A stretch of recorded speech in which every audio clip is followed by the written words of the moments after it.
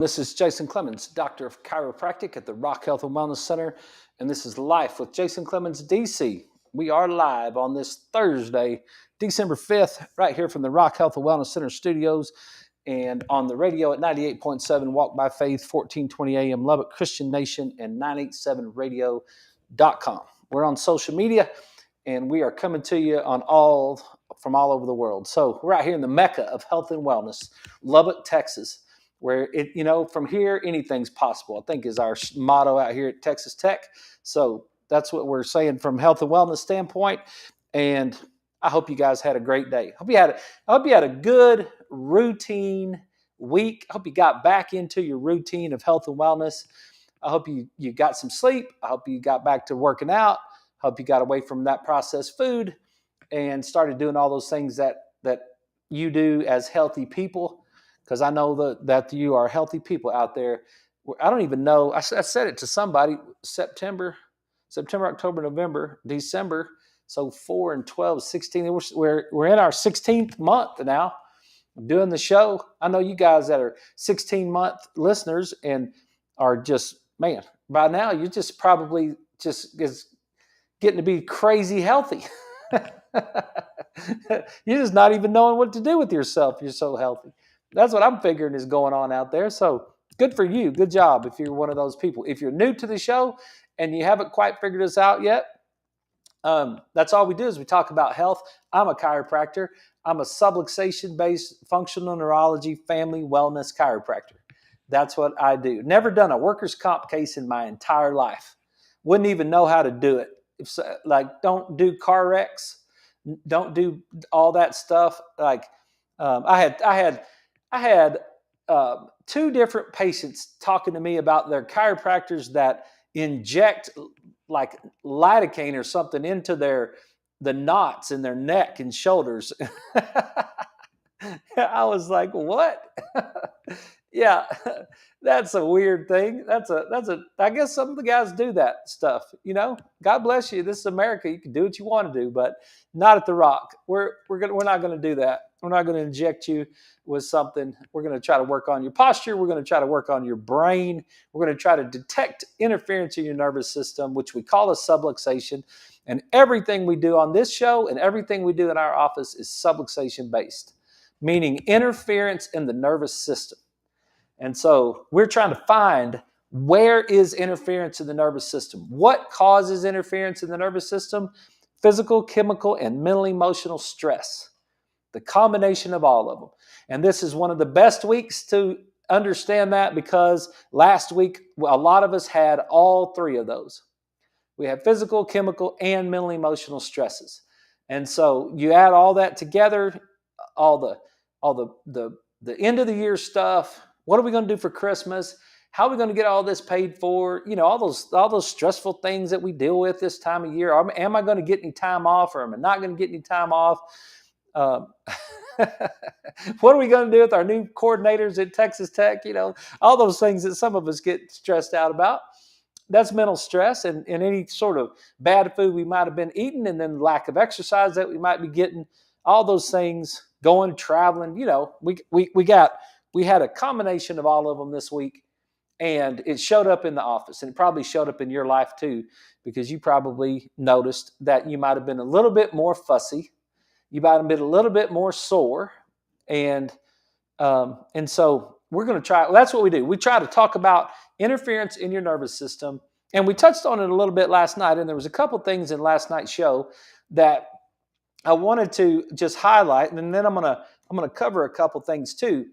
And we were talking about allergies, and you might have a food allergy, and how that immune complex might fit together and get deposited in some tissue, and that your fibromyalgia might actually be some sort of food allergy or immune complex response that happens to that. And I just want to make sure. I want to make sure that number one, I'm not an allergist. So I know those guys study it different than I study it.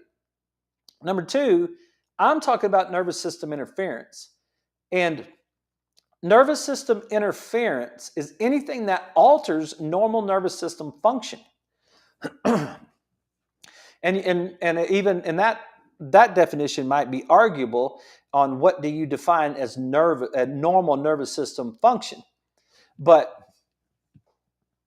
an alteration in balanced nervous system function might be a better way to say it. That when you really start to break it down, that's like our 3 technique and our speed cut we were talking about this week. When you really start breaking it down, your sentences actually start to matter. What do you mean by that, right? So, because what I said, one of the things that I thought about last night after the show was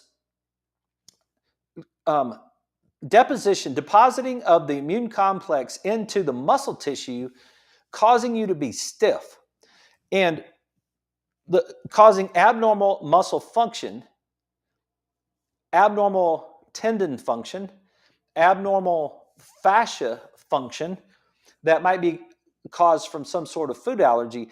And the thing that I wanted to make sure that I clarified was when you say, I feel stiff, I feel tight, I feel like achy.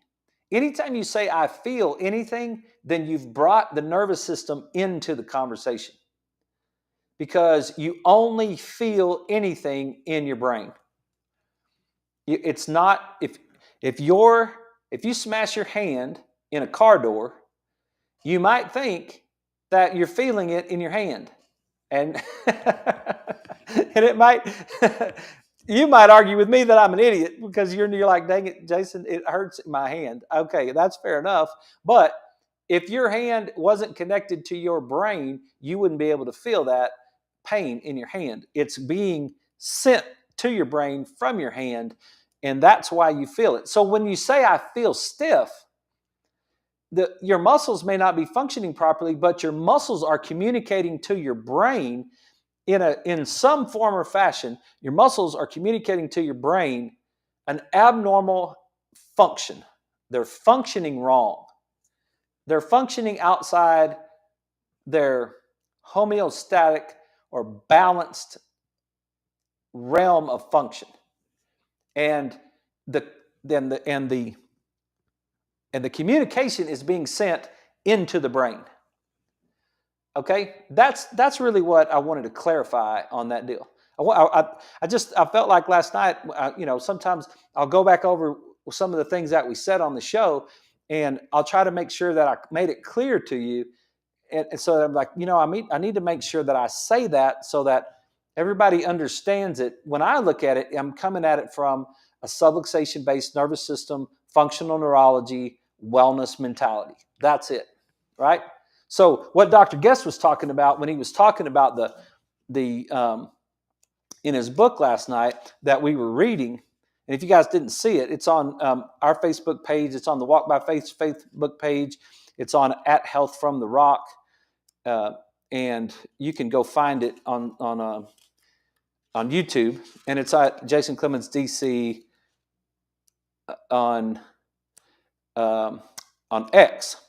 But this was what we were talking about last night was the immune complex circulate through the bloodstream and then are deposited in some organ or tissue of the body. In some people, the target tissue may be the bile duct, which would cause the gallbladder attack, right? Attack. In others, it could be the joints, which would cause your arthritis. In others, it could be the brain, lack of concentration, irritability, and maybe even seizures. One of my listeners, that's a lovely person, sent me a text last night and said, hey, could it also be seizures? Because she's been dealing with seizures for a long time. And it was like, my answer to her was this: until you have a definite reason that you're having a seizure, I think that it's on the table as a possibility. Until you've ruled it out, until you have a definite reason that you could be having a seizure, I think it should be considered. I'm not saying it's the reason, but you don't have any other reason explained to you, it still would be in play in that case, in my opinion. Or muscle pain, fatigue, or just about anything else. So you can see that an allergy can appear in many disguises.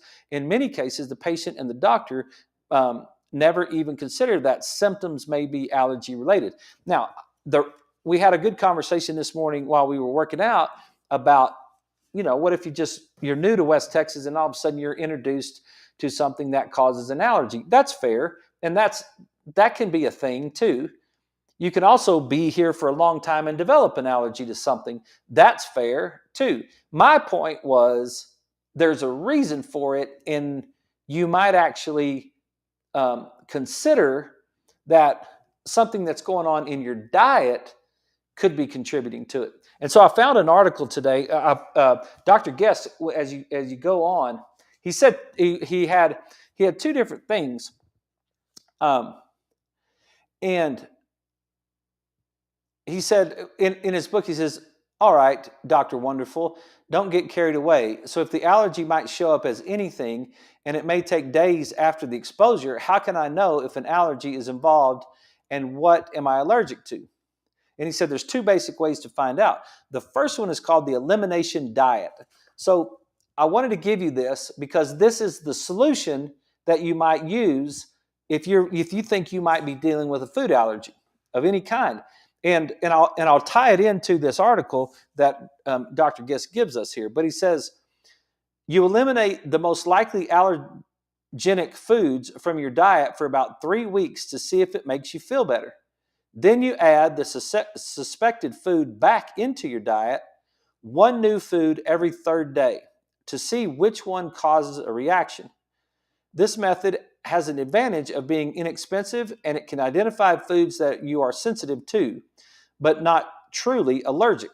For example, if drinking milk causes bloating and diarrhea, it is probably due to a lack of enzymes, the lack of enzyme lactase, not an allergy. The disadvantage of being difficult to complete because it's restrictive. The method may also miss some foods that are not allergic to most people, but are to you. So the first thing is the elimination diet. So if you're dealing with allergies, that's why we get those kids off. That all my kids that are ear infection kids, I get them off of dairy, and it's like immediately get them off of dairy because that's one of the things that is the most allergenic, especially in little kids. So, but if you think you've got something, then you might try to eliminate some of the foods and do that. And he says that for 3 weeks. See if you can eliminate some of the foods for 3 weeks. Then come back and add one of those foods in at a time every third day. And then register how you feel when you add it back. And then you'll be able to notice, like Dr. Guest was allergic to eggs at that moment. And if he would have eliminated eggs for 3 weeks, and then he added it back, and then he didn't feel good again, or he had the same type of reaction, then you might want to eliminate that for 3 months, and then add it back. And if you're still allergic to it, eliminate it for an entire year, and then add it back. And then if you're still allergic to it, then you're probably just allergic to it, and you probably want to just stay away from it. So you might do that with yourself. You might say, and one thing that you might think about is something that you eat continuously. If you have a bowl of Cheerios every morning for breakfast, you might start to develop an allergy against Cheerios over a period of time, and you might want to get rid of those Cheerios for a while and then add them back and see.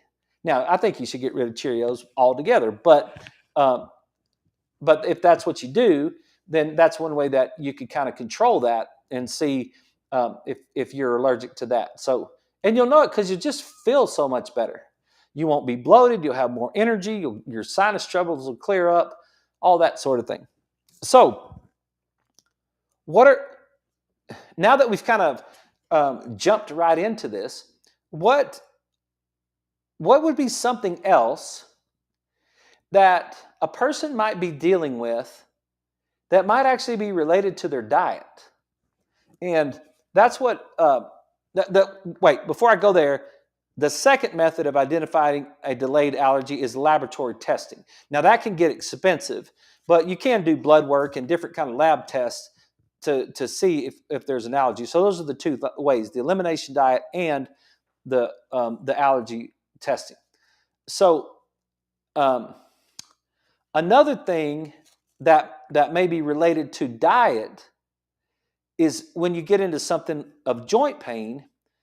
And he says this. He said, I picked up a book on nutrition the other day and read the introduction. This was a book by a well-known doctor and endorsed by a well-known hospital. Among other things, the book said that anyone who says arthritis can be helped by changing the diet is a quack. You got to watch out for that word.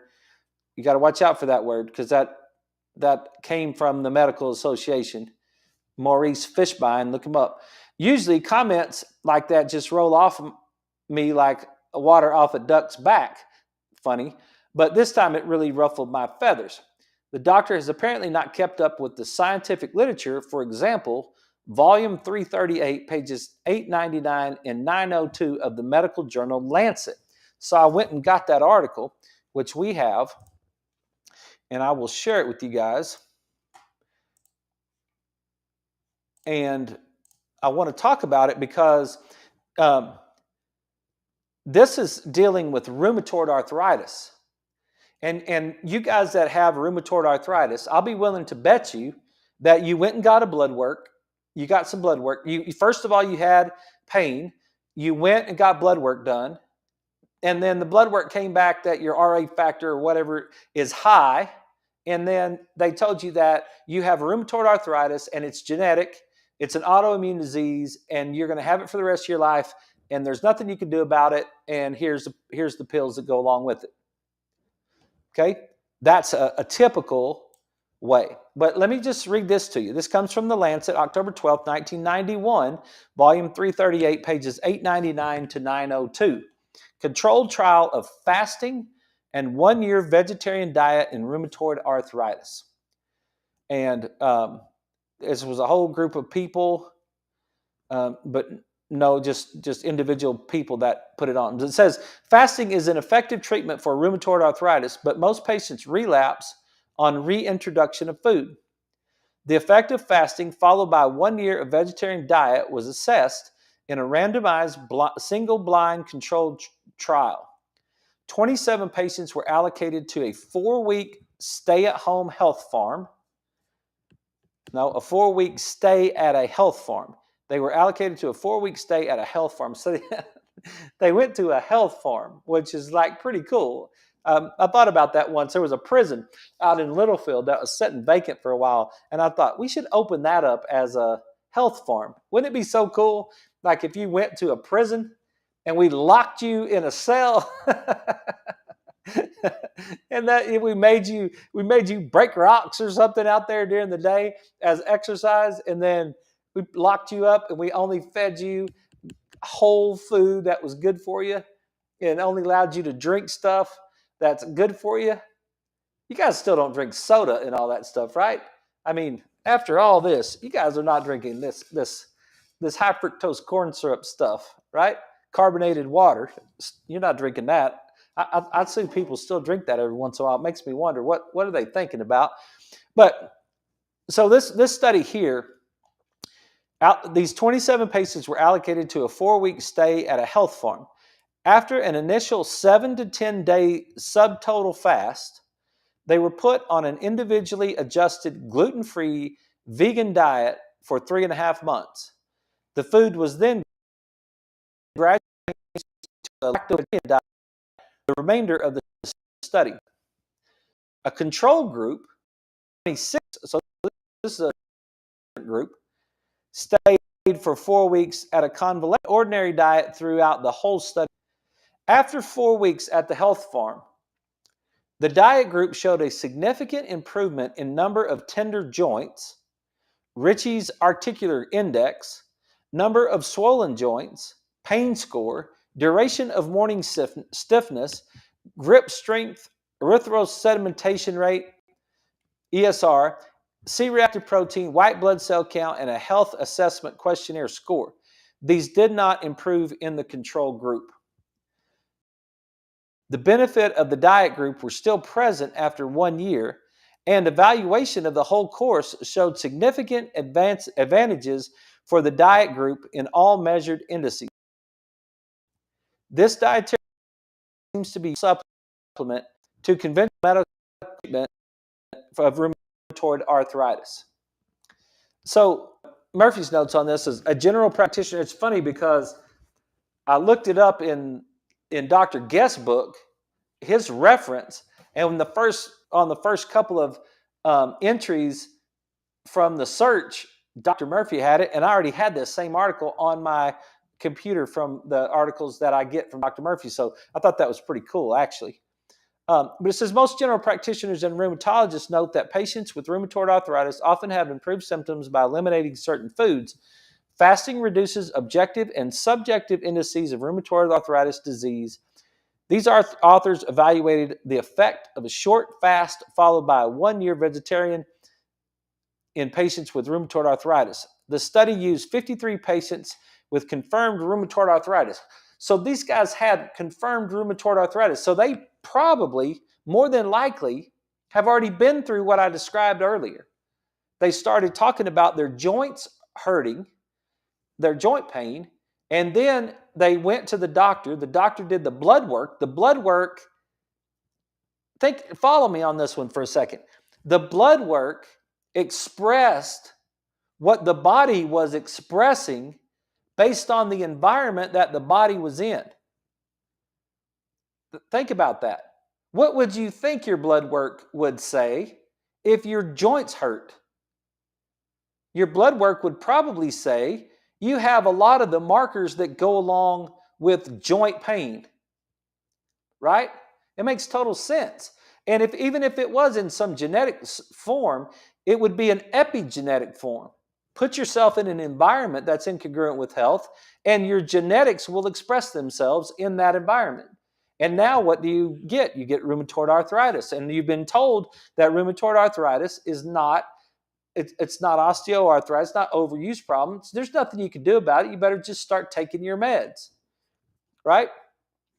But then you take this group of people and you eliminate from their diet the substrate that is being used to create the inflammation that's causing the problems in whatever that manner that is. It could be omega-6 fatty acids. It could be, it was so cool. Leslie this morning, yesterday, she went to Sprouts, the grocery store here in town, to get some fish oil because we got an order coming, but we ran out of fish oil here at the office. So there's one on the way, but we ran out of some of that at the house. And so she went to Sprouts to get some fish oil. And while she was there, she bought some almonds because she had already bought a big old bag of almonds, and it said it had safflower and sunflower oil on it. And she's like, dadgummit. And I talked to her about those seed oils, like we talked about last week or two.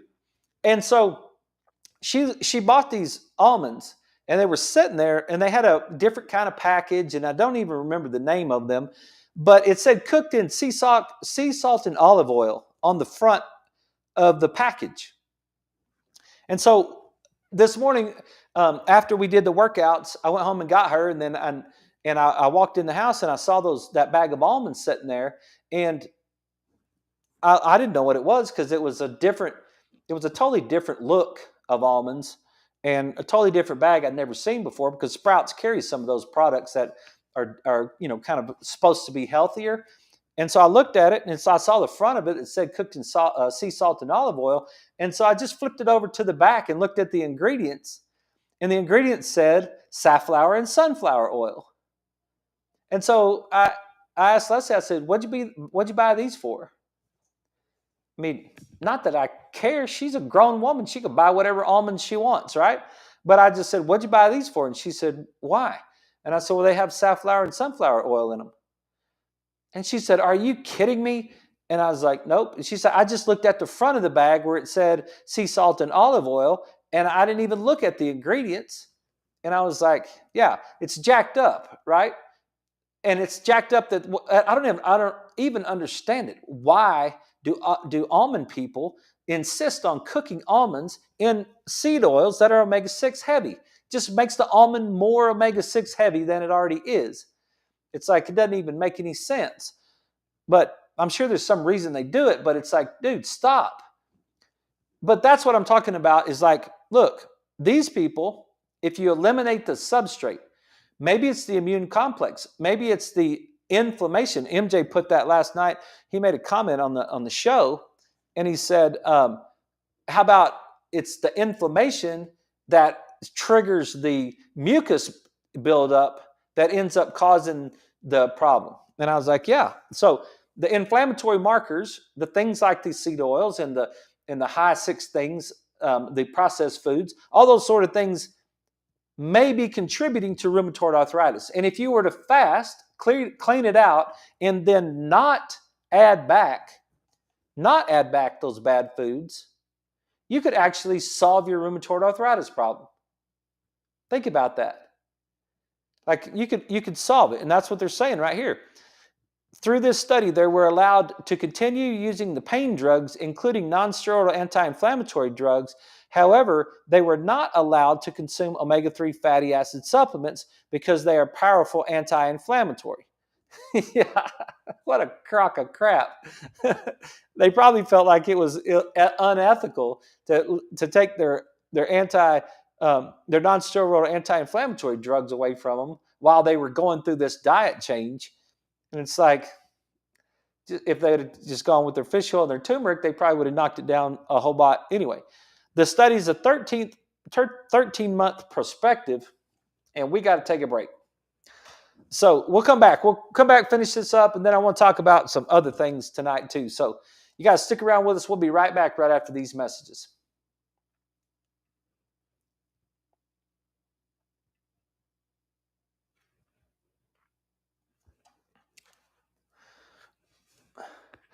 When you get to the point to where you start to eliminate the trash from your body and you start to eliminate the toxins in your body, you're going to start to notice that your body feels better. And I know that it took me, when I stopped eating sugar, I know it was about the 4th week that the brain fog cleared up that I didn't even know that I had. So don't be in a big hurry when you stop this. Don't be in a big hurry to notice, looking for changes. When you know you're doing healthy things, you're doing healthy things. So sometimes you got to just let the system run just a little bit. I think we're in such a big hurry that we just jump right to it. We don't even think about the time that it takes to recycle the body a little bit and get those new cells. Think about red blood cells last 120 days. The lining of your intestine lasts 3 days. Bone cells break themselves down and build themselves back up. If you don't believe bone cells build themselves back up, you should see bone spurs that I see. Where in the heck does a bone spur come from on a 75-year-old person? A bone grows in the direction of force. Why does it grow? Why does a bone grow in the direction of force? What's Wolff's Law? What is causing that? Why does a bone grow, period? Well, because you have little cells called osteoblast, and you have little cells called osteoclast. And osteoclast break down bone, and osteoblast build up bone. And so when you activate osteoblast, you build bone. So your body is rejuvenating itself throughout the year. These are not 54-year-old whiskers. These are not 54-year-old fingernails on my fingers. This is not 54-year-old skin, right? It's rejuvenating itself, and it's rejuvenating it with nutritious things, or it's rejuvenating itself with non-nutritious things. And if you rejuvenate yourself with non-nutritious things over and over again, your cells don't function very well. And then what you got to do is go through some sort of process where you reestablish some time, and now that's a whole thing working together, right? So don't be in a hurry when you're working on wellness. Okay, everybody, we're back. This is Life with Jason Clemmons, DC. I want to finish up this article we're talking about, and then I want to move on to a couple other things. But the big thing here, 13-month prospective single-blinded randomized clinical trial. 27 subjects were assigned to the diet group and 26 subjects were assigned to the controls. The diet subjects began a 7-day fast followed by herbal teas, garlic, vegetable broth, and juices from carrots, beets, and celery. Fruit juices were not allowed. Why? Because fruit juices are inflammatory. Fruit juices are fructose that go to your liver that create cholesterol problems and LDL problems and citrate and all that stuff and inflammation, right? Um, After the fast, the new foods were introduced one at a time, and so basically it just says a statistically significant improvement was seen in the diet group for all indices except for platelet counts and hemoglobin. The diet group lost more weight than the control group. Although most patients with rheumatoid arthritis benefit from a short period of fasting, nearly all relapse on reintroduction of food if they add the wrong foods back in the body. And that's what we were talking about last night. Your body could be having an allergic response to a food that's not an allergic response of sneezing. It's an allergic response that might be joint pain. And if you add the right foods back, this study showed that the improvement can be sustained by an individually adjusted dietary regimen. That's right. Interest has been drawn to dietary fatty acids and their ability to modulate the inflammatory process. The switch to vegetarian diet causes an extensive change in the profile of the fatty acids. These changes favor production of prostaglandins and leukotrienes with less inflammatory activity. He's gonna say it if we just kept going. So the thing there that we can take is that we can actually change rheumatoid arthritis, which you start to see as we do more and more of these articles why I think arthritis is hogwash. I think that it's just insane the way that we talk about arthritis. And I say that from experience. I say that I adjusted my dad with an activator on his wrist one time. All I did is take the little clicker, the activator, and click, click, click, click, click, click, click, click, click, and then I just kind of moved it around just a little bit.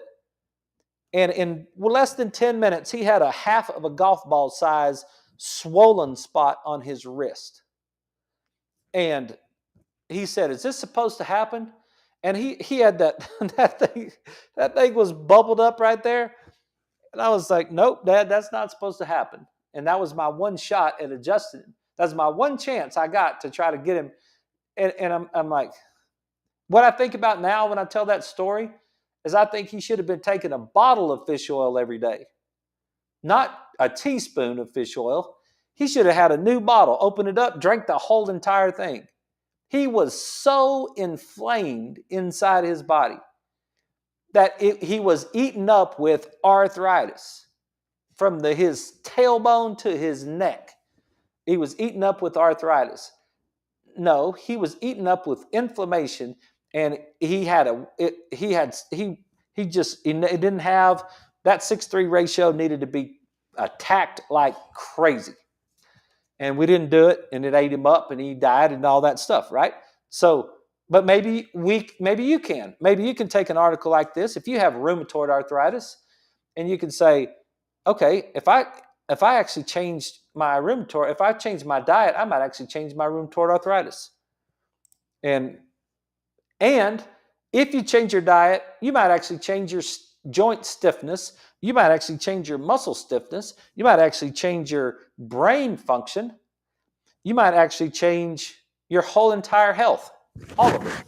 And then if you got adjusted and fired your nervous system in the proper manner. I had a guy that I'm taking care of now that I just saw one time, and I checked on him the night afterwards, and he said, man, his wife told me he hasn't felt this good in a long time. And all we did was some really, really simple neurological stuff, and we did some muscle work on him. And he's had some trauma, and I'm gonna see him. Hopefully, I'm gonna see him again tomorrow, or see him soon. And I'm really excited. I think he's going to do great. But he's been having some trouble for a long time, and no one ever told him, look, you know what is important too is your brain. I had a guy with a hot low back today on the right side. When I did all of his testing, his right cortex was weak. His spine was great. No degeneration in his spine. And let me just touch on it because we're right here before we move on to the next thing. You cannot see a disc bulge on an x-ray. Make sure that you understand that. Don't let a person tell you that they can look at an x-ray and see a disc bulge. You can't even see the disc on the x-ray. You see the bone, you see some of the soft tissue, but you don't see the disc. So he said, well, do I have a bulging disc? And I said, well, I don't definitively have an answer for that question. Clinically, there are some positive signs with the orthopedic and neurological testing that we're doing. There's some positive signs that says that that there's a disc involvement in this problem. We're going to go ahead and act like that is the case because there wasn't a fracture. There's not a tumor. This started after moving some chairs and driving back from Dallas. And so there's a mechanism of injury that actually fits. And so it's like, okay, we're going to make sure that we treat it as if there is a disc involved because we have a few signs that says there is, but we're also not going to ignore the brain. We're going to start with the brain. So it's interesting how his right side cortex was weak and his right side low back gave out. Now, which one happened first? And I think it's vitally important that we all understand it. Which one happened first? Did his brain get weak first and then his back went out? That would be choice A. Or his brain is perfectly fine and his back went out. That'd be choice B. I'll let you think about that. I wish I had some music. I'd play some Jeopardy music right now if I had some and let you think about that. Choice A. It was something from his brain. That's the way I'm going to look at it. I'm going to look at it from the idea that it was brain weakness first before it was low back weakness. And I can make an argument for that, and I have on this show. It's brain weakness first before it's low back weakness. So you go into the doctor and you've got low back problems, and then they give you a shot in your low back to just deal with what's going on in your low back, and they never look at your brain. I think they're missing the boat on that deal. They should start. We looked at him with his whole body. We looked at from top to bottom. We were looking at him. And we were talking about his feet and his knees and his stance when he got out of the chair and how to organize himself and all those sort of things, get into extension. We did all those things that we talk about on this show a lot. But I also worked on his brain from a left to right standpoint to try to ramp up that right hemisphere. I released that right psoas and tried to get some of that to calm down over there. And he was better when he left. And I'm hoping that he'll hold up and do better. So brain, don't forget about your brain. Your brain is super important in the way that you function. Okay, this next segment, I don't know how long we're going to talk on it, but it's kind of an outlier subject, but it's kind of fun. And I get requests from time to time about it. I was going through Dr. Amen's book, Change Your Brain, Change Your Life. And we've gone over this book before, but I just happened to come across a segment on marijuana. And I've got a couple of articles of marijuana. And people wonder, now that we've gotten it legalized in most places, now what are we starting to see from it? And are we seeing things that are positive or negative about marijuana? And I'm going to tell you from a wellness standpoint and from a neurology standpoint and from all of this literature and these people that I follow, it's not good for you. It's not good for you at all. And so just some of the highlights in this book, it says, this is the Change Your Brain, Change Your Life. Page 236 is where this starts. And marijuana use is common in Americans is estimated at 67.4 million Americans have tried marijuana, 19.2 million in the past year, and 9.7 million in the past month. Now, this was copyrighted. This was a little bit older book when he wrote this. Let me see what the copyright 1998. Right, so this is even going back even further. Now, let me preface this little conversation with saying, when at the end of my dad's life, I was trying to get him to smoke marijuana because he was in so much pain. He wasn't a wellness patient anymore. He was dying anyway, and I think it's cruel not to help someone out. So, if there's certain circumstances, very specific circumstances, like you've heard the stories about the seizures that go on that marijuana helps with when little girls or boys are having 100 seizures a day or 500 seizures a day or whatever it is, and then the marijuana helped them out. I think it's ridiculous as adults that we would not help that child if that was the case with something that might in that case. So I'm not saying that in every circumstance I would be anti, but this recreational marijuana stuff, there's the evidence does not support this idea. So despite these studies, there is controversy both in the mind of the general population and in the medical community about whether marijuana use is harmful. Legalizing marijuana has been a social political topic for decades, and you hadn't even got to the real one, right? So now they got it going. And he says SPECT. He uses SPECT, SPECT. That's the scan that he uses. Has been used to study both short-term and long-term effects of marijuana on the brain. These studies report that inexperienced marijuana smokers had an acute decrease in cerebral blood flow, and that chronic marijuana users had overall decreased perfusion when compared to non-using control groups. In performing many SPECT studies on marijuana abusers, I noticed decreased temporal lobe activity that was not mentioned in the above studies. So he's done the work and he's done the scans, and he goes in there and basically shows you the study was consistent with previous studies mentioned above, demonstrating that frequent long-term marijuana use has the potential to change the perfusion pattern of the brain. While prior studies show global decreased brain activity, I found focal decreased activity in the temporal lobes. This may be accounted for by the increased sophistication of the imaging camera used. Abnormal activity in the temporal lobes has been associated with problems in memory, learning, and motivation, common complaints of teenagers, or at least their parents, and adults who chronically abuse marijuana. Amotivational syndrome marked by apathy, poor attention span, lethargy, social withdrawal, and loss of interest in achievement have been attributed to marijuana use for many years. So he confirmed some of that stuff.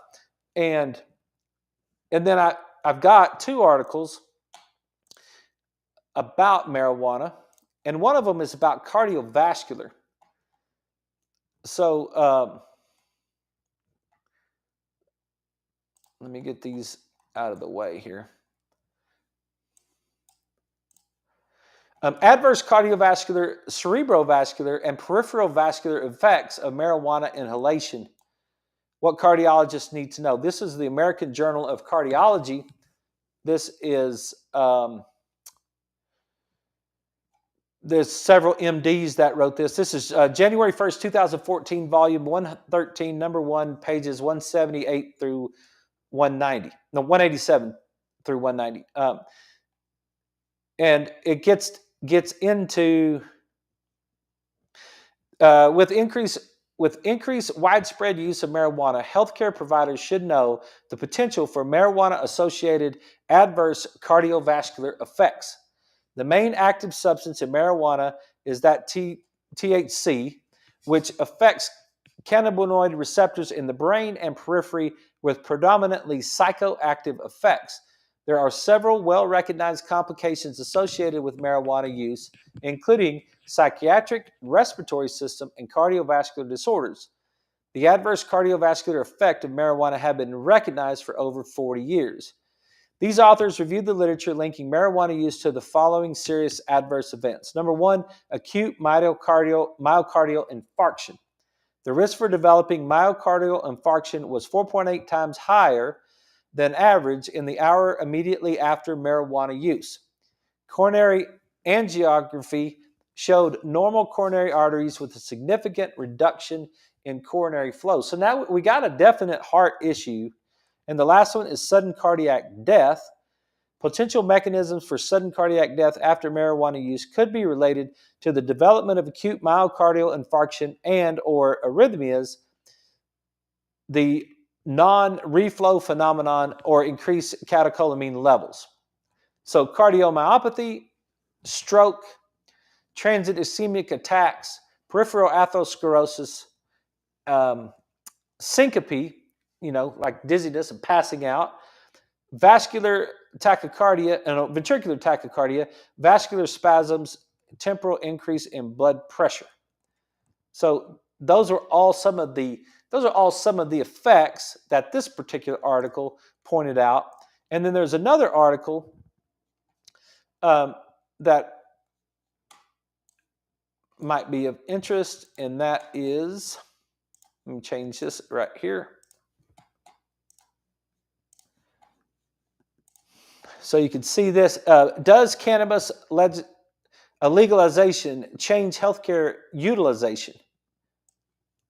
A population-based study using the Healthcare Cost and Utilization Project in Colorado. This is the British Medical Journal, Open, May 2019, Volume 9, Number 5. And this is from a whole group of people, University of California at San Francisco and Oregon Health and Science University. The study cites 26 references. The objective of this study was to assess the effect of cannabis legislation on health effects in Colorado, the first state to legalize recreational cannabis when compared to two controlled states, New York and Oklahoma. The study looked at data from 28 million individuals, over 16 million hospitalizations across 3 states. And the key points from the article, over 147 million people, or 2.5% of the world's population, use marijuana. More than 20 million Americans have reported the use of cannabis in the past 30 days. In Colorado, compared to New York and Oklahoma, cannabis abuse hospitalizations increased by 27% post-legalization. There was an increase in motor vehicle accidents. There was an increase in alcohol abuse. There was an increase in overdose injury. There was reduction in chronic pain admission. That's good. Recreational cannabis legalization is linked to an increase in motor vehicle accidents, alcohol abuse, overdose injuries, and decrease in chronic pain admissions. In addition to information provided, the association of cannabis with motor vehicle accidents has been highlighted by recent literature. This study demonstrates that legalization of recreational cannabis is associated with more admissions for cannabis use or cannabis use disorder. Overall, the article indicates that legalization of recreational cannabis does not improve community health. That's what Dr. Murphy says right there. It does not improve community health. As one who treats motor vehicle collision injuries, I was particularly concerned about the increase in automobile accident hospitalization, and then he gives us the other article on that. So, sometimes it's not popular to share what is in the literature. Sometimes it's like, and plus you might could go find some literature that you might say it supports your argument. I don't have an argument. I'm not making an argument. I just was reading a book, Change Your Brain, Change Your Life. And there was something I was looking up while I was in there, and I just happened to run across that section on cannabis. And I'd already pulled up these other 2 articles about cannabis. And, whatever. People want to make an argument one way or the other. It's usually the people that want to smoke weed make the argument that weed's good for you, and the people that don't want to smoke weed make the argument that weed's bad for you. There you go. Like, I mean, it's probably the same way with coffee, and it's probably the same way with alcohol, right? I don't drink alcohol, so I probably is really easy for me to point out how alcohol is not good for you. But I drink coffee, and maybe I might not want to point out how coffee is not is not good for you, right? That may be there may be a bias. I'll admit that there may be a bias as far as that goes. Um, so let's get on past that because that's enough about marijuana. And um, one quick thing I want to say about last night when we were talking about beer, MJ hooked me up about this several, maybe last year or the year before, because we were talking about gluten sensitivity, and one of his guys just said, "I'm not going to quit drinking beer," and so he said, "Well, you should drink Bud Light because it's rice based," and so if you have a gluten sensitivity, which most of us do, maybe all of us, um, I, I don't know what you, I mean, your political stance may be anti Bud Light or whatever. I don't know, but you might be better off. That was just one of the things that if you had to drink a beer, maybe you might want to drink that one because it's rice based. That's just that's just whatever, right? I forgot to bring it up last night, I think, and so I just wanted to do that. Where we left off last night at the end of the show is kind of what we started this about, but I do think since we have just a couple minutes left, I think we should go over it one more time. Um, in that, I just wrote down when you don't eat well, move well, and think well, you will look for ways to explain your problems. It's what we tend to do is we tend to we don't eat right and we don't exercise. We don't get enough sleep. We drink Cokes. We eat crap. And then we say, Doc, why am I so stiff? Why does my body hurt all the time?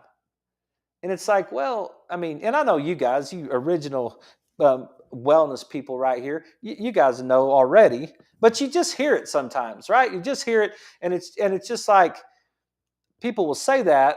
And it's like, I think we should work on the fundamentals first. I think you will get yourself I think you'll go down a rabbit hole and you'll be off here somewhere trying to fix a problem that until you get the fundamentals right, and I'm not saying that you shouldn't work on the fundamentals, and I'm not saying that if you're not doing the fundamentals that you just should say, oh, heck, we should just throw it away and not do anything. I'm not saying that, but I think you're going to have a hard time getting to the level of health and wellness that you desire to get to, if you have a desire to get to health and wellness, without doing the fundamental things and then trying to substitute in some special drink that you got at the store or some special thing that you saw on TV or some special pillow or some special magnet that you put in your shoe or some deal like that, right? Like you I really think I really think it's not going to solve your problem long term. You'd be better off if you got back to the fundamentals of it. And when you start in on the fundamentals of eat well, move well, and think well, Dr. Chestnut's quote, when you start in on that, it will encourage you. It will encourage you. That's what it'll do, to go all in. Because once you start, you're going to be like, well, man, I can't do this halfway, right? You can't eat the almonds with the sunflower or safflower oil on them. Not at this point. Maybe 3 years ago we could have. Maybe 6 years ago we could have, right? It's like we just kept going and kept going and kept going. But now you get so far into wellness, it's just like, nope, those almonds are not acceptable.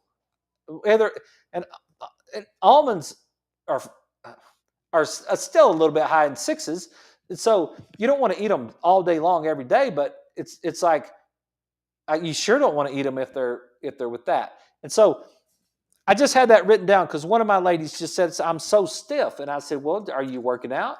Are you getting back to her daughter's a trainer? I said, are you back in the gym? She said, well, I just don't have any energy to get. She said, I think I have long COVID. That's what she told me. And I'm like, well, of course you do. You of course you think you have long COVID or something else or some exotic thing that you have that's really what you're describing is you have a lack of fundamentals. The eat well, move well, think well part of it is not right. So what you think you have is long COVID. What does it? What are you going to do about long COVID? If you've got it, what are you going to do about it? And do the nicotine patches or the thing or whatever? Like you're going to go off on these exotic things? I promise you, if you do eat well, move well, think well stuff, you'll be better off, even if you do have long COVID. So just thought we'd finish on that. Hey, thank you guys for watching the show. That's all the time we have for tonight. If you got any questions, Lewis, hope you're doing good, brother. Thanks for the message. You guys got any questions or anything you want to send me? 806-794-0400 is our text line. You can send me a message or on the phone, or you can send me a message on social media. And otherwise, we'll see you guys tomorrow night at 6. Y'all have a safe night.